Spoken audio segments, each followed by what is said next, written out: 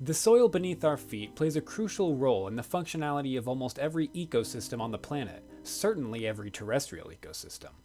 The organisms that inhabit soils consist of a vibrant array of arthropods, annelids, vertebrates, algae, fungi, bacteria, and not to mention plants. Soil itself can be just as diverse. What it's made up of can vary from location to location. However, what they all have in common is in the roles they play for ensuring the successes of both plants and animals, ranging from small, short-lived organisms to the needs of modern-day human societies. But the study of soils is still a relatively new science, and new discoveries are being made all the time. The ways that plants and animals interact with soil can be extremely unique, complex, and demanding. Understanding how soils act as an ecosystem and some of the vital roles they play in the success of above-ground ecosystems is what we'll be exploring in this video. The mineral composition of a soil can be put into three different categories based on their particle sizes: sand, silt, and clay. The percentages of each of these components make up what's known as a soil's texture and gives it its unique characteristics, such as how much water it can hold, how much nutrients it can hold, and what organisms can thrive within the soil. Particle size has a huge influence on the amount of water that can be held within a soil. Smaller particles have a much higher surface area relative to larger ones, and create an environment that favors water holding due to the natural forces of adhesion. Sand is the largest of these particles and has the lowest surface area. These properties allow for water to move more easily through the pore spaces in between particles. However, this also means its ability to hold water is low, as it can be pulled out of the soil through gravity or evaporation. Silt and clay particles are much smaller and have a much greater surface area that water can adhere to more strongly. These particles can also pack together much more tightly and reduces the amount of pore space in the soil, lowering water's movement ability. Particle size also influences the amount of nutrients that can be found within a soil based on the same surface area binding properties that influences water holding. Nutrients such as phosphorus, nitrogen, calcium, magnesium, and sulfur are all needed for living organisms' biological processes. However, animals can only get these nutrients from eating plants that have absorbed them from the soil or by eating other animals that eat plants. How the nutrient holding capacity or fertility of a soil is measured is by its cation exchange capacity. Nutrients must be in a specific form in order for plants to use them properly, such as potassium in its 1+ form or calcium in its 2+ form. These positively charged forms of atoms or molecules are called cations, and they are fixed into these forms by a series of biological processes that I will expand on shortly. On top of having a large amount of surface area for these nutrient cations to bind to, clay particles often have a slight negative charge on their surfaces and are a very important factor for the cation exchange capacity of a soil. These negatively charged soil particles become binding sites for the positively charged nutrients to hold onto. The amount of organic matter in the soil also heavily influences its cation exchange capacity, as they too have negative charges on their molecular structures that nutrients can bind to. The pH level in a soil also affects its cation exchange capacity. The more acidic a soil is, the more H+ atoms there are, and these H+ atoms, or hydrogen ions, bind to the negatively charged soil or organic matter particles in the same way a nutrient cation would, effectively taking up some of the available space and increases the chance of the nutrients leaching out of the soil before they can be absorbed by a plant. However, recent studies in this subject have been published that show certain types of clay particles can have a permanent negative charge to their surfaces, and their cation exchange capacity is therefore unaffected by pH. Most of the nutrients found within a soil are in a constant state of recycling rather than being brought in from an outside source. They are taken up by plants, eaten by animals, then put back into the soil either from animal droppings or the remains of dead plants and animals, going through the process of decomposition. Macroorganisms such as millipedes, earthworms, and beetles are the first step in breaking down organic matter. Then, microorganisms such as fungi and bacteria complete the cycle by converting organic forms of nutrients into the inorganic forms that are required by plants. This is one of the most important ecosystem functions that takes place in soils, as decomposition and the subsequent nutrient cycling processes are at the foundations of almost every food web across the planet. Climate has a major influence on the breakdown rate of organic material. Hotter temperatures and higher levels of moisture increases decomposition, so tropical environments will have a much higher rate of nutrient cycling than environments at higher altitudes. But the amount of decomposition that takes place in soils is staggering. Around 90% of the biomass plants produced is returned to the soil as organic matter. This includes the seasonal leaf litter that is dropped by plants, the woody debris of dead trees and shrubs, and the droppings or carcasses produced by animals. The term that encompasses all of this dead organic material is detritus, and the animals that feed on detritus are called detritivores. Detritivores consist of a colorful array of arthropods and vertebrates, and these animals are often the first step in converting organic matter back into its basic nutrient components. Millipedes are a great example of how detritivores start this nutrient cycling process. In a forest environment, millipedes will seek out dead wood or leaf litter to eat, and as they consume it, they shred their food into smaller fragments. They also move organic matter around the forest floor and deeper into the soil as they drop their waste in search of more food. At this point, the detritus has been broken down so finely that decomposing fungi, bacteria, and archaea are now able to begin the final process of nutrient cycling by converting the organic forms of nutrient molecules, such as phosphorus, into the inorganic forms plants need to grow. Let's take a closer look at how plants absorb nutrients. It's a fascinating process that's made easier by the help of fungi and bacteria that live on, in, and around the roots of plants.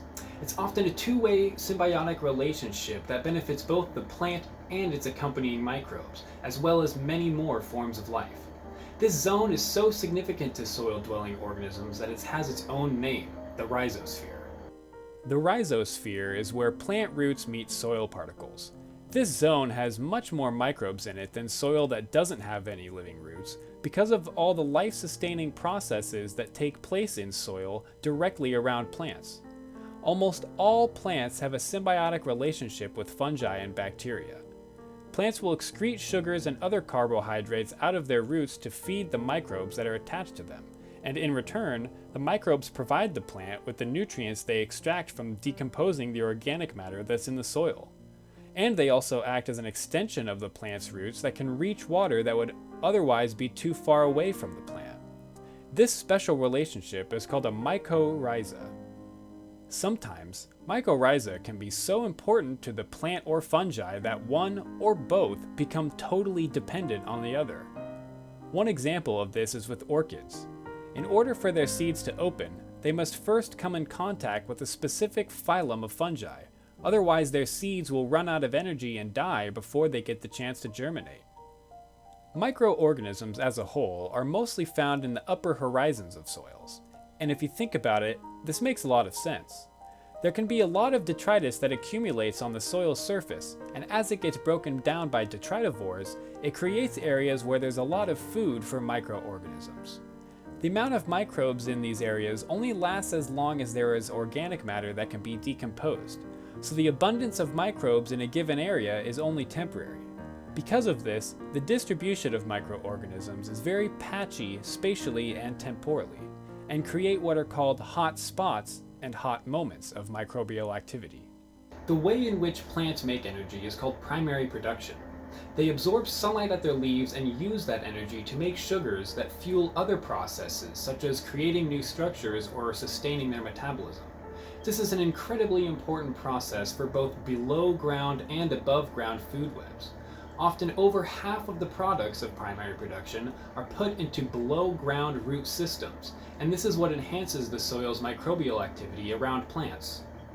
As mentioned earlier, plants bring sugars and other carbohydrates they made using solar energy down into soils to sustain the mycorrhizal community that surrounds their roots. As this community grows, other organisms, such as nematodes, amoebas, and mites, enter the rhizosphere to feed on the abundant amount of fungi and bacteria. As they do so, they affect nutrient cycling and soil structure processes.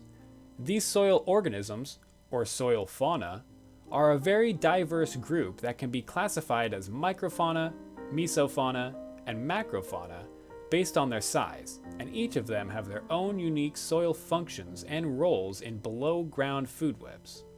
Microfauna consists of very small, animal-like organisms such as amoebas, flagellates, and ciliates that play a large role in controlling fungi and bacteria populations and affects the rates of nutrient cycling. Mesofauna are larger in size and include nematodes, tardigrades, and small arthropods such as springtails and mites. They feed on microfauna, fungi, or bacteria, in some cases on all of them, and leave behind wastes that are rich in nutrients in both plant-available forms and unavailable forms. They are also large enough and strong enough to move the soil around, which creates pore spaces that water and air can move through. Macrofauna are the largest organisms, and consists of earthworms, spiders, and larger arthropods such as millipedes and termites. These organisms are certainly large enough to move soil around, and in doing so, they mix upper layers and lower layers together, which brings organic matter deeper into the soil. They also produce nutrient-rich wastes that plants and other organisms can use. However, the most dramatic effect that macrofauna can have on soils can be seen in ants and termites. They're called ecosystem engineers, and they get this name from their ability to totally change the functionality of a soil in the form of an anthill or termite mound. They concentrate organic material into one location so they can feed the vast numbers of their colonies, and in doing so, also change the dynamics of how other organisms interact with the environment, such as an anteater that has evolved traits around taking advantage of this massive store of food. All of these different types of soil fauna have their own place in the below-ground food web, which is oftentimes much more complex than above-ground food webs. This is because of the incredible diversity of organisms that can be found within soils. Over 25% of the entire planet's biodiversity lives within the soil, and over 40% of terrestrial organisms interact with soils at some point in their lifetime. Below-ground food webs can have many more levels to them, and many of the organisms at every level can feed on multiple levels below them. This is very different than most above-ground food webs. Let's take a look at an example of each and see how they compare. A mountain lion's main source of food is primarily deer, which is an herbivore and can only eat leaves and berries. And yes, mountain lions also prey on other animals like rabbits, but they are also herbivores, so the same rules apply. Let's leave them out of this example. This is a typical food web, with primary producers at the bottom, primary consumers in the middle, and secondary consumers at the top. If the number of deer ever decreases, then the mountain lion's numbers will also decrease because their main source of food is less abundant. There's no way around this for the mountain lion. They can't skip eating the deer and eat the plants directly because their digestive systems can't process the plant material. This results in a food web that is finely tuned and can easily be disrupted. Now let's take a look at a below-ground food web. The first thing that's different is what's at the lowest level. Below-ground food webs most often start with dead organic matter, and the next level up is a decomposer, such as a fungi or bacteria.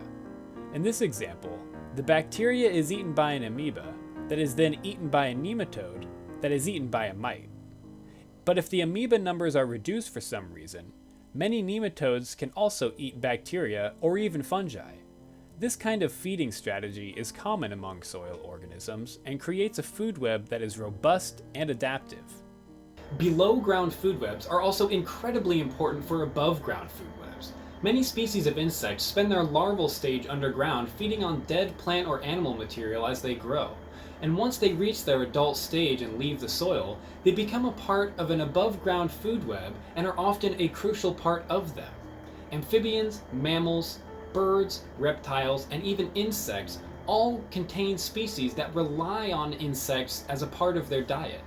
This ability to bring soil-derived nutrients into above-ground ecosystems is a remarkable service that soils facilitate and should be preserved at all costs. However, the ways that humans use soil often comes at the detriment of other species. We rely on soil functionality just as much as any other organism would, but we are often short-sighted in our use of it. When we grow crops, we tend to harvest the entire plant and don't put any detritus back into the soil, which is why we need to add fertilizers to our nutrient-poor farmlands. We encounter the same problems with our forest soils when we harvest trees for building structures. And the cities that we build cover large areas of land that effectively eliminates all of the ecosystem functionalities of the soil underneath our roads and buildings. As I said at the beginning of this video, the study of soils is still a relatively new branch of science, and what we are learning today is beginning to change the ways we use soil to meet our needs. With the growing popularity of using cover crops on agricultural land and establishing sustainable forestry practices, humanity is slowly moving in the right direction when it comes to preserving the ground beneath our feet. Thank you for watching, and I hope you learned something.